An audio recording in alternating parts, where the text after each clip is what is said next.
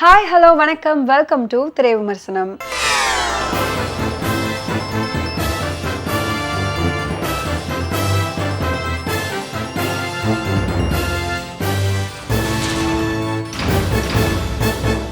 இன்னைக்கு திரை விமர்சனம் நிகழ்ச்சியில நாம பார்க்க போற திரைப்படம் உயிர் தமிழுக்கு. தன்னுடைய காதலிய மனைவியாக்கி கொள்ளும் நோக்கத்துல விளையாட்டாக அரசியலுக்கு வரும் இளைஞன் ஒருவன் எதிர்கொள்ளும் விபரீதங்கள் தான் இந்த படம்.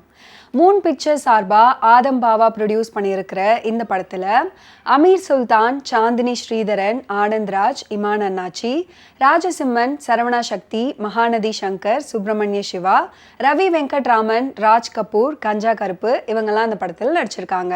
வித்யாசாகர் மியூசிக் பண்ணியிருக்கிற இந்த படத்துக்கு தேவராஜ் சினிமோட்டோகிராஃபி பண்ணியிருக்காரு. ஆதம் பாவா இந்த படத்தை டைரக்ட் பண்ணியிருக்காரு. தேனி மாவட்டத்தில் கேபிள் டிவி ஆப்ரேட்டராக வேலை பார்த்துட்டு வராரு பாண்டின்ற அமீர். இதனால் அவர் அந்த ஊர் மக்களுக்கு ரொம்ப பரிச்சயப்பட்டவராக இருந்து அவ்வப்போது அவங்க எல்லாருக்குமே தேவையான உதவிகளை செஞ்சுட்டு வராரு. இமான் அண்ணாச்சி அமீரோட நண்பரான இவர் கவுன்சிலர் பதவியில் போட்டி போடுறதுக்காக அமீரோட உதவியை நாடுறாரு. ஒரு கட்டத்தில் இமான் அண்ணாச்சி கவுன்சிலர் பதவிக்கு நாமினேஷன் கொடுக்கும்போது தமிழ் செல்வின்ற சாந்தினி ஸ்ரீதரன் எதிர்கட்சி சார்பாக போட்டியிட வர்றாங்க. அவங்கள பார்த்த உடனே அமீர் காதலிக்க தொடங்குறாரு. இதனால இமான் அண்ணாச்சிக்கு பதிலா மக்கள் முன்னணி கட்சி சார்பா அமீர் போட்டியிட பிளான் பண்றாரு. இதனால சாந்தினி ஸ்ரீதரிடம் பேசி பழக வாய்ப்பு கிடைக்கும் அப்படின்னு நினைச்சு ஒரு கட்டத்துல சாந்தினி ஸ்ரீதரும் அமீரை காதலிக்க தொடங்குறாங்க. இது அவங்களோட அப்பாவான ஆனந்த்ராஜுக்கு தெரிய வர இவங்களோட இந்த காதல் அவருக்கு பிடிக்காம போகுது.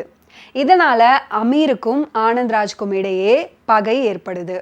இந்த நிலையில முற்போக்கு மக்கள் முன்னேற்ற கழகத்தோட பொருளாளரும் முன்னாள் அமைச்சருமான ஆனந்த்ராஜ் சென்னையில அதிகாலை நேரத்துல மர்ம நபர்களால கொல்லப்படுறாரு. அவரோட மகளான சாந்தினியை காதலிக்கிற எதிர்கட்சியான புரட்சிகர மக்கள் முன்னணி கழகத்தை சேர்ந்த மாவட்ட செயலாளர் அமீர் தான் இந்த கொலையை செஞ்சாரு அப்படின்னு குற்றம் சாட்டப்படுது. சாந்தினி ஸ்ரீதரன் அமீர் தான் தன்னுடைய தந்தையை கொலை செஞ்சாரு அப்படின்னு நம்பி அமீரை வெறுக்க தொடங்குறாங்க. தன்மேல் விழுந்த கொலைப்பழியை துடைக்கிறதுக்காக கட்சி மேலிடம் வழங்கிய இடைத்தேர்தல் வாய்ப்பை அமீர் நிராகரிக்கிறாரு. ஆனா அமீர் தான் உண்மையான குற்றவாளி அப்படின்றத நிரூபிக்கிறதுக்காக தன்னுடைய தந்தை தொகுதியோட இடைத்தேர்தலில் போட்டியிட்டு வெற்றி பெற்று காட்டுறேன் அப்படின்னு சாந்தினி சபதம் எடுக்கிறாங்க. தான் குற்றவாளி இல்லை அப்படின்றத நிரூபிக்க சாந்தினியையும் தோற்கடிக்க அமீரும் இடைத்தேர்தலில் களமிறங்குறாரு. கடைசியில காதலுக்காக அரசியல் களத்துல இறங்கின அமீரோட காதல் மற்றும் தேர்தல் என்ன ஆச்சு? அமீர் தன் மீதான கொலைப்பழியை நீக்கி சாந்தினியோடு எப்படி சேர்ந்தாரு அப்படின்றது தான் இந்த படத்தோட மீதி கதை. சம காலங்களில் நடக்கிற அரசியல் நிகழ்வுகளையும் சம்பவங்களையும் தொகுத்து அதை பார்க்குறவங்க நினைவில் வச்சுக்கிற மாதிரி கலகலப்பாக்கி படத்தை கொடுத்தாலே மக்கள் ரசிப்பாங்க அப்படின்றத மனசில் வச்சு திரைக்கதை அமைச்சு சுவாரஸ்யமாக படத்தை கொடுத்துருக்காரு இந்த படத்தோட இயக்குனர் ஆதம் பாவா. குறிப்பாக சொல்லணும்னா மறைந்த முன்னாள் முதல்வர் நினைவிடத்தில் தியானம், அதே நினைவிடத்தில் ஒருவர் போட்ட சபதம், ஆன்மீக அரசியல் உள்ளிட்ட சம்பவங்கள். எம்ஜிஆர் பாண்டியனா அறிமுகமாகி சூதுவாது தெரியாம அரசியலுக்கு வந்து சூழ்ச்சிகளை கத்துக்கிட்டு வார்டு மெம்பர் ஆகி மாவட்ட செயலாளராகி தான் சேர்ந்த கட்சியில தவிர்க்க முடியாத நபராகி எம்எல்ஏ பதவிக்கு போட்டியிடுவது வரைக்கும் பார்க்குறவங்களை ரசிக்க வச்சிருக்காரு அவருடைய நடிப்பால. சாந்தினி ஸ்ரீதரன் அரசியல்வாதியின் மகளாக அமீரின் காதலியாக அழகாகவும் அளவாகவும் பரிமாறியிருக்காங்க அவங்களோட நடிப்பை. குறிப்பாக சொல்லணும்னா தன் அப்பாவை பறி கொடுத்ததுக்கு அப்புறம் தீவிரமாக அரசியலில் இறங்கி காதலுக்கு விரோதியாகி அவரை எதிர்த்து போட்டியிட்டு தேர்தல் களத்தை சூடாக்குவது.